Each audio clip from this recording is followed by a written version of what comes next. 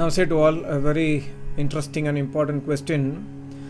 Sir, I understand your videos and also understand the power of Vedic Dharma and various logics in it. I am a strong believer in Sanatan Dharma, but I am still unable to digest why no idol worship is allowed in the Vedic Dharma. How can common people like us concentrate without idols? I agree we should not make idols of people who lived like Sri Rama and Sri Krishna, but why not a Shivaling, which is a neutral object? It's a very, very important topic. I think unless we understand the fundamentals clear, we will never be able to get convinced about why no idol worship in the Vedas. Of course, I have mentioned in my previous videos, if you have seen my videos, God says in the Vedas not to worship any object in this universe. The object which are created by the Creator should not be worshipped. Instead of that, Almighty God says, I am the Creator and you must pay respect to me. Me being the Creator, you must worship me and also you must follow my instructions in the Vedas. Because the instruction in the Vedas are given to you for you to attain enlightenment. For your own happiness, for your own benefit, I have given you the instructions. Of course, it is your own free will to follow it or not. If you do not follow it, you will get the result accordingly. If you follow it, you will get the result accordingly. So why no idol worship in the Vedas? I have made maybe 15 to 20 videos only on this subject. But again, the question is how common people like us can concentrate without idols. I made a video, I think around 3 weeks back in Tamil, that there was one guy who was telling that, by focusing on idol, I am able to attain Ekagrata. I am able to attain perfect concentration. For example, some people who are practicing archery or who are practicing gun shooting, etc., they get so much of concentration on gun shooting. And similarly, I get so much of concentration when I have an idol in front of me. So that is also an Ekagrata as per me. You are speaking about Ekagrata or as Sampragyat Samadhi from the Yoga Darshana, but Ekagrata I am also able to achieve by idol worship. I am able to fully focus on the idol, for which I made a video in Tamil.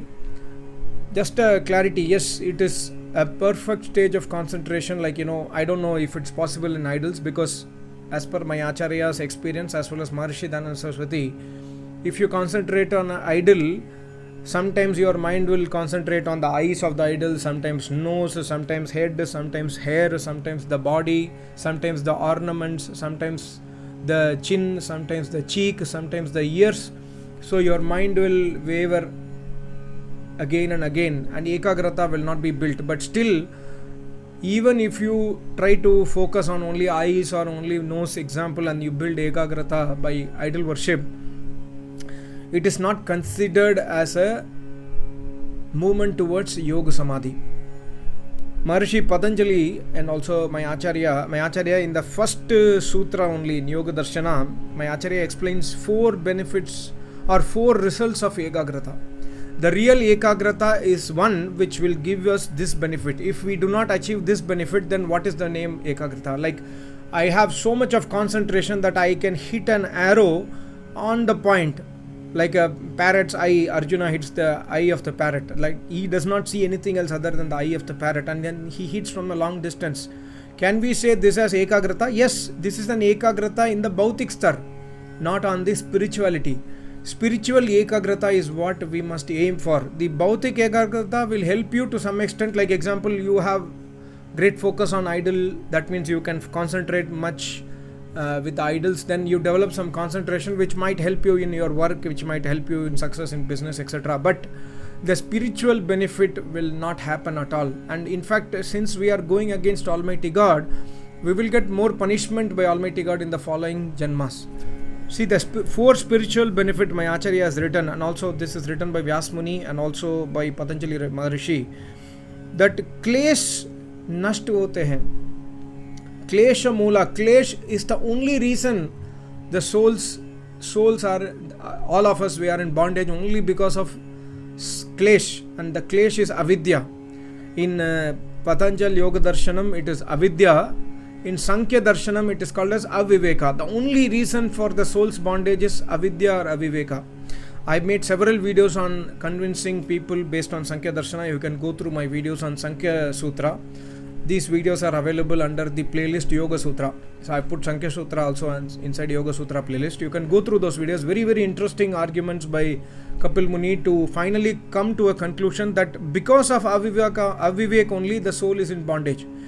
So when you develop Ekagrata on an idol, which is not possible at all, but even if you say that that is Ekagrata for you, your klesh will not get nasht. You will not be able to destroy your klesha, because the real Ekagrata, which is possible by adopting Vedas, will destroy your klesha. And when the klesh gets destroyed, your next janma will not happen. That means you will attain moksha. Klesha moolam. Klesh is the mool. Once the avidya is destroyed, we will immediately attain samadhi. So that's what Patanjali Muni as well as my Acharya writes. Klesh nashto hote hain by ekagra stage. When the chit becomes really ekagrata, that is called as sampragyat samadhi. It is in the yoga paksh. You are slowly moving towards the yoga, which is the final samadhi. And the yoga, there are two main yogas. One is sampragyat samadhi and asampragyat samadhi. And in sampragyat samadhi, that is when you attain ekagrata by adopting the Vedic path, your klesh will get over. Slowly you will start leaving avidya. This is one of the spiritual benefit. And when we do idol worship, this benefit will never come to us. And secondly, karma bandhan. Karma, as I told, when the klesh gets destroyed, our karma bandhan, the soul's bondage, will also become loosened. So when the soul's bondage becomes loosened, the soul will become free. When the soul becomes free, it will go towards moksha. It will realize Almighty God. So this is a spiritual benefit of Ekagrata by following Vedic path. And the third one is Satya Padarth ka prakash hota hai. Satya Padarth ka prakash hota means whatever is the truth, you will be able to realize the truth. That means you will realize this world is falsehood. That means falsehood does not mean that the world does not exist. The world does exist. But Satya Padarth ka prakash hota means you will understand the reality of the world. You will understand the creation of the world. You will not get into dukkha of losing somebody. If some of your relation or your mother or your father or your wife or husband or daughter, somebody passes away unfortunately due to some incident or accident, then also you will not get into sadness, because you will understand the truthfulness of this universe, truth of this universe. You will understand the truth of Almighty God. You will understand the truth of Jivatma. This is not possible in idol worship. And the fourth one is this Ekagrata, which we achieve through the Yoga Sadhana, will bring, my Acharya has written, Ekagra Vritti Nirod Avastha ke Sammukh Lati hai. Means from the Ekagrata stage, the Chit will go into Niruddha stage. That means the Chitta Vritti will completely stop. When the Chitta Vritti completely stops, when Chitta stops its Vritti completely, the Jivatma will just realize Almighty God. The Jivatma will understand Almighty God directly through the knowledge of Almighty God, which is Vedas. God will explain every secret of this universe to that Jivatma in this stage. So Ekagrata stage will take us towards the final Dharameg Asampragyat Samadhi. These are the four real benefits of Ekagrata, which is not possible in idol worship. You can get concentration in idol worship, but that concentration is going to take us to Asura Yonis. It is going to take us to Shudra Yonis. Shudra Yoni means animal births. We will get into that Yonis where we can never do Upasana again. Because idol worship God condemns. Because God does not have any form. You cannot make a form of Almighty God by imagination. So this is very, very important fundamentals which we must understand, so that we can save ourselves from the idol worship. Yeah, it is difficult, I agree. See, I was an idol worshipper until 19 years of age. From the college, in the college times, I became an atheist, or I started following Osho. I started reading many of the Osho books. I was totally impressed by Osho's, comments and his intuitive or creative thinking. I started reading Osho books. I became slowly an atheist. Then I got convinced that the God is not in temple for sure, and maybe God is not existing. Then at the age of 24, when I started interacting with my Acharya, I slowly got to understand the Vedic principles. Then I slowly started understanding the logic of why God should exist or how God can exist. What is the fundamental root of this universe is Almighty God. All these concepts I started understanding, and slowly from the age of 24, now I am 45, I started diving into Vedas. And then when I started entering into Vedas, I did not find any difficulty to leave idol worship, because I was already an atheist. I'm not saying that you must become an atheist and then come to Vedas, but I'm just telling you, idol worship is easy to leave when you have a firm, I left going to temple when I was in college. Of course, I go to temple. I was studying in a South India village. It's a very famous temple city. It is called the Tanjore district. About thousands of temples everywhere you go. From the place where I stayed, I just walked down. There are hundreds of temples in that street only, and most of the temples are 1,000 years old, 500 years old. Very, very beautiful temples, and Brihadishwara temple, all this. So you cannot escape temple when you are sitting in that city. But I started analyzing. Then somehow I got into contact with this Osho's books. Then I start reading it. I was feeling it is creative. Then I start, okay, this is not. So what Osho speaks is reality. I started believing in Osho. I liked his words. Then slowly when I came towards Vedic path, I understood that he has copied most of the things from Vedas, but he has told that he has invented or discovered all those things. Then I left Osho. Then I came into Vedas. And then I started, also I have made several videos on comparative thing, Christianity, Jainism, Buddhism, Islam, etc. Because the fundamental is that knowledge, unless given by God, we can never get knowledge. We can get so much knowledge only to survive. For example, if God has not given the knowledge of Vedas to human beings will still, eat whatever they get to fulfill their stomach. They will not have any purpose in life. They will be involved in, getting children. And that's what we are doing today without Vedas knowledge. Just focus on money, sex and pleasure. That's it. We do not understand inside or behind the pleasure there is some dukkha. And from the Viveki Purush, from a yogi's point of view, everything is dukkha. He sees even the pleasure as dukkha, because he knows the pleasure. The moment somebody gets contact with the pleasure, that pleasure, when it goes away, it is dukkha only. So the yogi understands the, from the point of view of his knowledge.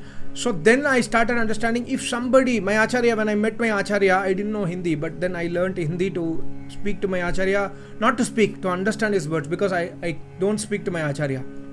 I've spoken to my Acharya a couple of times, that's it. Very rarely, like, how are you, beta? Are you fine? Where are you working? Are you okay? This kind of normal talk only. He never talks much, because he's always in his, bliss. But he always, whenever he talks, he gives the knowledge of the Vedas. So I started understanding Almighty God, the concept of Vedas, how our country survived so long with Sanatan Dharma, how the Sanatan Dharma collapsed. All these things I started understanding from Acharya. Then I got into Satyartha Prakash to understand again the same thing, what my Acharya used to tell, the same thing is written by Maharishi also. Then I got convinced fully in Vedic Dharma. So now coming to idol worship. How do we concentrate without idol worship? See, Maharishi Patanjali in Yoga Sutra has given some very beautiful techniques. Of course, Maharishi Patanjali does not speak about idol worship. He says, Tasya Vachakah Pranavaha, that you must do Ishwar Bhakti to gain concentration. But how do you gain concentration? How do you do Bhakti of Ishwar? Of course, you must understand who is that Ishwar from the Vedas. Then Tasya Vachakah Pranavaha. Tasya means us Paramatma ka Vachak Pranava hai. Pranava means Om. That Almighty God's name is Om. Tad Japas Tadartha Bhavanam. By doing jap of Om with the Bhavana, with the earth of the Om, then your mind will get focused into Ekagrata. Slowly. It will not happen one day. It will not happen in 10 years. It will not happen maybe in 20 years or 30 years. But after slowly, when you do with everyday Shraddha Bhakti, like I made a video on Abhyasa, with Satkar, with Shraddha, with Vidya, with Tapasya, with Brahmacharya, with utmost faith on Almighty God, understanding and listening to qualities of Almighty God every day, then you can definitely get into Ekagrata by chanting the name of Almighty God. So when you chant the name of Almighty God, you must understand, when you chant Om, focus on the meaning of the Om, focus on who is that Om. And sometimes you chant Om Buhu, Om Bhuvaha, Om Swaha, everything is the name of Almighty God. Slowly understand His qualities. He has given us everything. then why we must do idol worship? Why we must go against him? He has given us everything. Even for common people, this sutra will work. Sit and chant the name of the Almighty God, Om, and then Tad Japak Tadartha Bhavanam. When you do jap, do with the bhavana that, oh Almighty God, please give me illumination in my mind that I should understand you. See, because Jivatma can understand everything only through the Chitta. If Chitta does not exist, Jivatma cannot understand anything. And there is a stage that will come, like I told about the fourth benefit, that Niruddhavastha will come. After Ekagrata, even the Chitta should stop. The only medium through which you understood yourself was Chitta, and even that has to be stopped. And that will get stopped automatically by God's grace when you continue your tapasya. And that point of time, even before that point of time, my Acharya says you will get various siddhis, and the yogi will understand even this siddhi is dukh dene wala. The yogi will cross over the ashta siddhis also, because he knows that this siddhis is not my final goal. My final goal is escaping birth and death. So I must see that Almighty God, because God says in the Vedas, Tameva viditvati ati mrityumeti nanyaf panta vidyate aynaya. Without realizing, without knowing that Almighty God, without seeing that Almighty God in Samadhi, you cannot escape birth and death cycle. So the yogi will cross over the siddhis. He will get immense pleasure even in the siddhis, but he will cross over that siddhis and go to Niruddhavastha. By doing everyday tapasya, everyday with utmost respect, if you do Om Jap, Gayatri Jap, Agnihotra, listening to Almighty God, listening to Vedas. Almighty God means listening to the God's knowledge, Vedas and Acharyas. Slowly, Tataha, to what will happen? You will enter into Ekagrata stage. And that Ekagrata will give you this four benefit. Klesh will get destroyed. Karma Bandhan delay ho jate hain. Karma Bandhan will get loosened. When karma gets loosened, you will lose your attachment towards the worldly objects. You will lose attachment towards everything slowly. Then you will enter into the final stage of Samadhi, and then that is also a long practice. So we must always follow Mahajana Yen Gata Sapantaha. We must follow those Mahapurush. I was thinking Osho is a Mahapurush. When I followed Osho, I was thinking he was a Mahapurush. But then I understood what is the definition of Mahapurush as per Mahabharata, because Mahabharata was written 5,500 years back, and Yudhishthir says to Yaksha Maharaj, Mahajana Yen Gata Sapanta. We must follow the Mahapurush, Mahayogis who followed the path of the Vedas. Why? Because Vedas are revealed by God, and no other entity, power than Almighty God can give us benefit. Nobody else other than God can give us benefit like God. So we must follow the path of Almighty God, which is Vedas. And also see one more important Veda mantra which says, this is Rig Veda 7 by 104 by 14. Almighty God says, Yedi va aham anrita deva asa mogam va devan apyuhe agne. Leaving Yedi, if the Jivatma, if any one of us leaving the Almighty God given in the Vedas, Anrita Deva, if we start worshipping any other imaginary power as Almighty God. Some people say that imaginary power as, somebody says Sri Krishna is God, Sri Rama is God, Durga, Allah, Jesus, Mahavir or Buddha, different kalpanik, and God says in this mantra, then I will severely punish them. God says, Kimasmabhayam jatavedo hrinishe. Jataveda Hrinishe means going against that Almighty God. Kim Jataveda means that Almighty God who is omnipresent. Droga Vacha. We are doing Droga Vacham. We are doing Droga to that Almighty God, because God has given us this creation. We are going against that Almighty God. So God says, never go against my creation. I have created you. I have created this universe. Don't go against me. Because when you go against me, Kim Asmabhayam, why will not I give you punishment? I will give you punishment. So, and also the Anrita Deva means, Anrita means falsehood. Ritam means Vedas. Anrita means whatever is against Vedas is falsehood. So never worshipping method and worshipping entity, which is the Almighty God. Never worship any jute Devi Devata. And Mogam means jute, falsehood. Devan, jute Devata. So people worship 33 crore Devatas.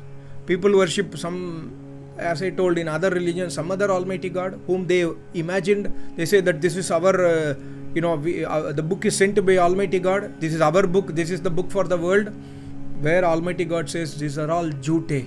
These are all falsehood. We must follow the truth. And then God says, Nirritam Sachantam. Nirritam means dand. Dand ko प्राप्त होता है. When you do worship against me, either you do idol worship, either you do any other worship, but if it's not mentioned by me in the Vedas, nirritam sachantam, you will get danda. You will get danda means you will get punishment. That punishment can be in any form, because God is the controller of the results of the deeds. So we must be very, very careful, and we must be submissive. Why we must have ahankar against Almighty God? Many people argue with me, your God is so ahankari. He speaks greatness about himself in the Vedas. No, it's not ahankari. God does not have mind, buddhi, chitta, etc. to say his ego. God speaks the truth. If God says, this is my creation, you must obey me. As simple as that. Very simple logic. Have you created the world? No. I have created the world. Why not you follow me? That's it. I expect you to follow me. Why? Because of your own benefit. If you do not follow me, I will do nyaya. I will stand by my rules and regulations. And that dand also God says, Manyurasi Manyume Dehi in Yajurveda. God says even that punishment is given for your own benefit. When God gives punishment, He will give opportunity for us to correct in the future janmas, but that will take millions of years. So why are we losing the opportunity now? We must not lose the opportunity given to us now, which is the human birth. So how can common people like us concentrate without idols? Just like other people, I can concentrate without idol, you can also, because you are concentrating on the name of the God. You are concentrating on the bhavana of the Almighty God, which the name indicates. For example, when I say Om, I know the meaning inside the Om. If you want to know the meaning of Om, please go through my playlist Homa Havan, where my Acharya has explained the meaning of Om. So you can understand the meaning, bhavana of the Om, then concentrate on Om. Instead of concentrating on the idol, concentrate on Om, then there's 4 benefits what I mentioned in the video will happen. And secondly, but why not I do Shivalinga? Shivalinga is not a neutral object, it's also an object. By worshipping Shivalinga, by focusing on Shivalinga, you may get materialistic concentration for doing your business or studies well, but you will not get the adhyatmic benefit. And God says, Nirritam Sachantam. Even by doing Shivalinga worship, you will get this punishment by Almighty God.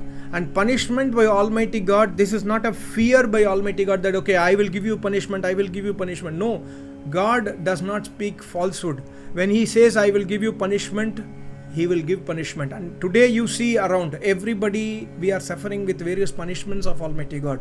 Knowingly, unknowingly, whatever karma we do, we are getting the results.